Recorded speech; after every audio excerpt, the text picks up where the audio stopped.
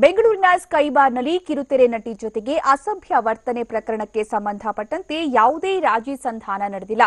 ಅವರು ಪರಸ್ಪರ ಕ್ಷಮೆ ಕೇಳಿಕೊಂಡು ರಾಜಿ ಆಗಿದ್ದಾರೆ ಅಂತ ಬೆಂಗಳೂರು ಕೇಂದ್ರ ವಿಭಾಗದ ಡಿಸಿಪಿ ಚಂದ್ರಗುಪ್ತ ಸ್ಪಷ್ಟನೆ ನೀಡಿದ್ದಾರೆ. ಮಧ್ಯರಾತ್ರಿ 12ರಿಂದ 1 ಗಂಟೆ ಸಮಯದಲ್ಲಿ ಮದ್ಯ ಸೇವಿಸಿ ಯುವಕ-ಯುವತಿಯರು ಗಲಾಟೆ ಮಾಡಿಕೊಂಡಿದ್ದಾರೆ. ಅವರೆಲ್ಲರೂ ಕೂಡ ಪರಿಚಯಸ್ಥರೇ ಆಗಿದ್ದರು ಅಂತ ಡಿಸಿಪಿ ಚಂದ್ರಗುಪ್ತ ತಿಳಿಸಿದ್ದಾರೆ. ಈ ಕೇಸನ್ನ ಇನ್ಸ್ಪೆಕ್ಟರ್ ನಾಗರಾಜ್ ಅಟೆಂಡ್ ಮಾಡಿಲ್ಲ, ಖುದ್ದು ಎಸಿಪಿಯೇ ಪ್ರಕರಣವನ್ನ ಅಟೆಂಡ್ ಮಾಡಿದ್ರು. ಕಿರುತೆರೆ ನಟಿ ಮೇಲೆ ದೌರ್ಜನ್ಯವಾಗಿದ್ರೆ ದೂರು ದಾಖಲಿಸಲಿ, ನಟಿ ದೂರು ದಾಖಲಿಸಿದ ಕೂಡಲೇ ಕ್ರಮ ಕೈಗೊಳ್ಳುತ್ತೇವೆ. ಘಟನೆಗೆ ಸಂಬಂಧಪಟ್ಟಂತೆ ಪೊಲೀಸರು ಕೇವಲ ಕ್ಷಮೆ ಕೇಳುವಂತೆ ಮನವಿ ಮಾಡಿದ್ರು. ಕೊನೆಗೆ ಅವರೇ ಕ್ಷಮೆ ಕೇಳಿ ರಾಜಿಯಾಗಿದ್ದಾರೆ. ಇನ್ನು ಈಗಾಗಲೇ ಪೊಲೀಸ್ ಆಕ್ಟ್ ಅಡಿ ಚಾರ್ಜ್ ಶೀಟ್ ಕೂಡ ಸಲ್ಲಿಕೆಯಾಗಿದ್ದು ಮುಂದೆ ಕ್ರಮ ಕೈಗೊಳ್ಳಲಾಗುವುದು, ನ್ಯಾಯಾಲಯಕ್ಕೆ ಬಿಟ್ಟಂತಹ ವಿಚಾರ ಅದೆಲ್ಲ ಅಂತ ಡಿಸಿಪಿ ಚಂದ್ರಗುಪ್ತ ಸ್ಪಷ್ಟಪಡಿಸಿದ್ದಾರೆ.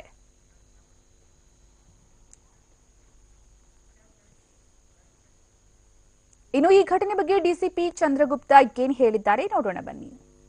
ಸ್ಕೈ ಬಾರ್ನಲ್ಲಿ ಕೆಲವು ಯುವಕರು ಮತ್ತು ಯುವತಿಯರು ಅಲ್ಲಿ ಮದ್ಯಪಾನ ಮಾಡಿ ನಂತರ ಅಲ್ಲಿ ಗಲಾಟೆ ಶುರು ಮಾಡ್ಕೊಂಡಿದ್ದ ಬಗ್ಗೆ ಮಾಹಿತಿ ನಮ್ಮ ಪೊಲೀಸರಿಗೆ ಬಂತು.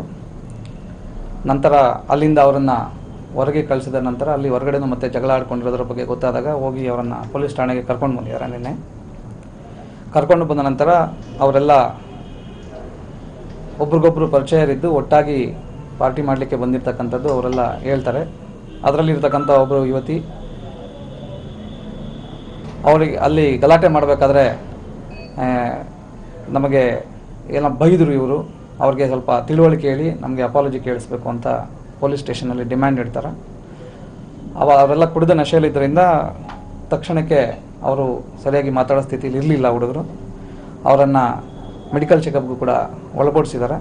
ಎಸಿಪಿ ಕಬ್ಬನ್ ಪಾರ್ಕ್ ಅವರೇ ರಾತ್ರಿ ಇದ್ದು ಈ ಪ್ರಕರಣದಲ್ಲಿರ್ತಕ್ಕಂಥ ಎಲ್ಲರನ್ನು ವಿಚಾರಣೆಗೆ ಒಳಪಡಿಸಿದಾಗ ನಂತರ ಅವರವರೇ ಅಲ್ಲಿ ಅಪಾಲಜಿ ಕೇಳಿಕೊಂಡು ಅದನ್ನು ಮುಚ್ಚಳಿಕೆಯನ್ನು ನಮಗೆ ಠಾಣೆಯಲ್ಲಿ ಬರೆದು ಕೊಟ್ಟು ಹೋಗಿದ್ದಾರೆ.